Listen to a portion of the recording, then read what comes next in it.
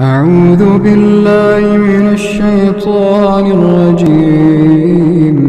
بسم الله الرحمن الرحيم. هل أتاك حديث الغاشية وجوه يومئذ خاشعة عاملة ناصبة تصلى نارا حامية تسقى من عين آنية ليس لهم طعام إلا من ضريع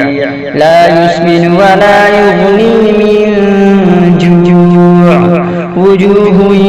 يومئذ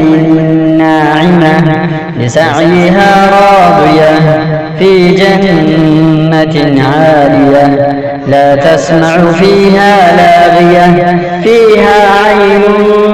جارية فيها سرر مرفوعة وأكواب موضوعة ونمارق مصفوفة وزرابي مبثوثة أفلا ينظرون إلى الإبل كيف خلقت وإلى السماء كيف رفعت وإلى الجبال كيف نصبت وإلى الأرض كيف سطحت فذكر إنما أنت مذكر لست عليهم بمسيطر إلا من